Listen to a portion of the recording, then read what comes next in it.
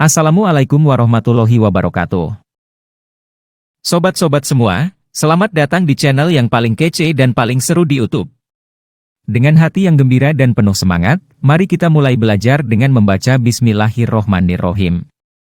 Pada video ini, kita akan membahas soal IPA untuk persiapan ASPDDY. Selamat belajar, jangan lupa klik like dan subscribe ya. Baik, di video yang ketiga ini kita akan lanjutkan pembahasan soal TPM ASPD tahap 2 dari Kota Yogyakarta. Sekarang kita bahas soal nomor 17 ya. Terdapat bacaan teks.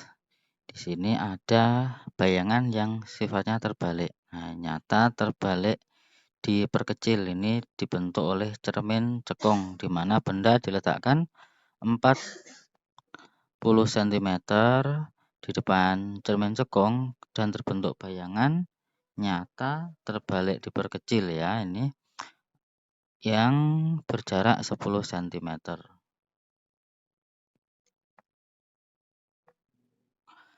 Agar bayangan yang dihasilkan ini bersifat nyata diperbesar, yang semula ini nyata diperkecil, mereka melakukan hal berikut. Yang benar adalah titik.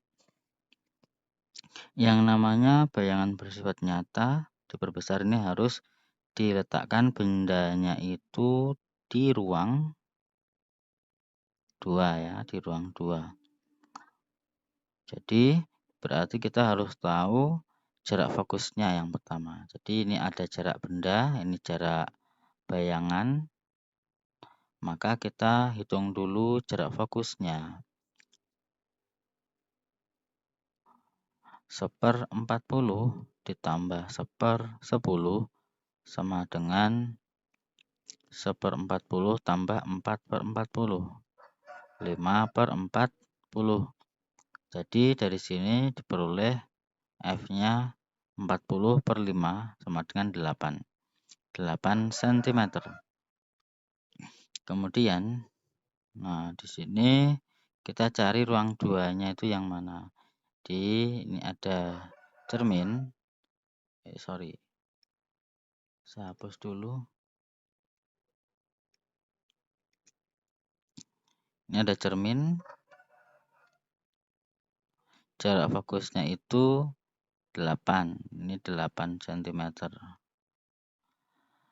Nah, berarti ruang 2 itu di sini F sampai titik kelengkungan cermin. Jadi ini di antara 8 sampai 16 cm. Nah, sekarang yang semula bendanya itu ada di 40 cm, maka kalau dilakukan yang pernyataan nomor 1, menggeser benda 30 cm mendekati cermin. Jadi 40 dikurangi 30 sama dengan 10. Di yang ini 10. 10 itu ada di antara 8 sampai 16. Jadi nomor 1 benar ya. Kemudian nomor 2, menggeser benda 32 cm mendekati cermin. 40 dikurangi 32 berarti 8. 8 itu di titik fokus. Jadi salah, ini bukan di ruang 2. Yang ketiga, menggeser cermin 26 cm mendekati benda. Jadi cerminnya digeser mendekati benda sehingga jarak bendanya berkurang juga. 40 dikurangi 26 sama dengan 14. Yang ini 14. 14 itu ada di antara 8 dan 16. Jadi nomor 3 benar. Kalau nomor 4, menggeser cermin 8 cm menjauhi benda, maka ini berarti jarak bendanya bertambah 40 tambah 8. Jadi kalau yang ini itu 48 cm. Ini ada di ruang 3 begitu ya. Jadi yang betul adalah 1 dan 3. Jawabannya yang A. Soal nomor 18. Perhatikan rangkaian hambatan listrik di sini. Berdasarkan informasi di atas, besar kuat arus I1 dan I2 berturut-turut adalah, kalau kita lihat I1 dan I2 itu adalah percabangan dari I yang besarnya 0,4 ya, 0,4. Nah, kita bisa cari di mana arus yang mengalir lewat hambatan 20 ohm dengan arus yang lewat hambatan ini kalau dijumlah 60 ohm, maka yang I1 itu arusnya lebih besar. Jadi arus itu kalau melewati hambatan yang kecil arusnya besar, kalau melewati yang hambatan besar arusnya kecil. Yang mana ini? Nah, kita bisa bandingkan. Kita bandingkan I1 banding I2. Ini bisa kita bandingkan dengan R-nya R23 banding R1 ya. Jadi perbandingannya ini 60 banding 20 atau sama dengan 3 banding 1. Jumlah perbandingannya adalah 4. Jadi kalau kita menghitung I1 maka sama dengan I1 itu 3, maka 3/4 dari I. I-nya 0,4 ampere.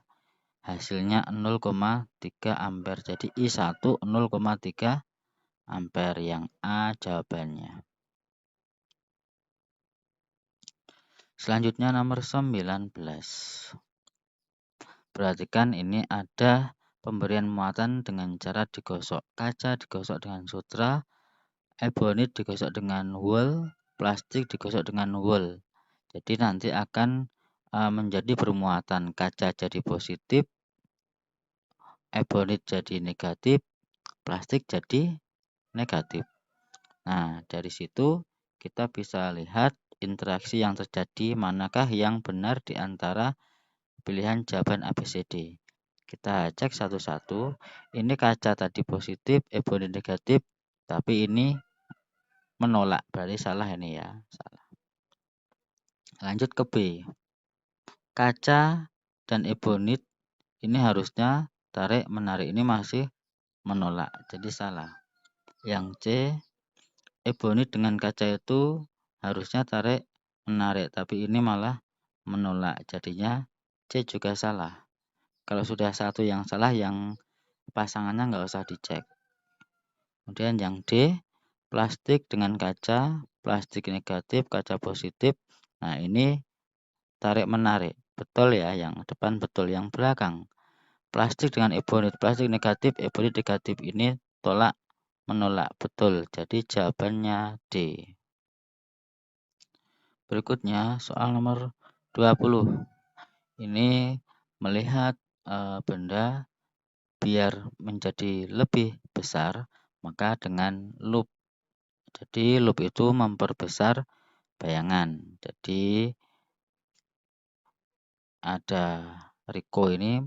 Riko mengamati benda, jadi lampu yang jaraknya dari loop itu 4 cm, ternyata terbentuk bayangan nyata di belakang ini yang ketangkap layar, ini 12 cm. Ini jarak bayangannya, jarak benda, jarak bayangan. Di sini setelah menemukan fokus lensa, jadi kita bisa menghitung dari S dan S aksen ini fokus lensanya. Jadi yang menghitung kita. Yang 1/F sama dengan 1/S tambah 1/S aksen sama dengan 1/4 tambah 1/12 sama dengan per 12, ini 3 tambah 1, hasilnya 4/12, sehingga F-nya 12/4 sama dengan 3 cm. Nah, Riko mencoba mengamati peta pada jarak tertentu hingga diperoleh perbesaran 11 kali, namun matanya terlalu lelah karena berakomodasi maksimum. Nah, agar mata Riko rileks, ia harus menggeser loop pada jarak titik-titik. Nah, agar mata Riko itu tidak lelah, harus diletakkannya di jarak fokus ya, di titik fokus di F. Nah, di sini sudah diperoleh jarak fokusnya 3 cm sehingga posisinya adalah 3 cm dari bendanya. Maka bendanya itu adalah beta, maka 3 cm dari beta jawabannya B. Kalau ada angka-angka di sini ini hanya pengecoh saja gitu ya. Kemudian nomor berikutnya 21.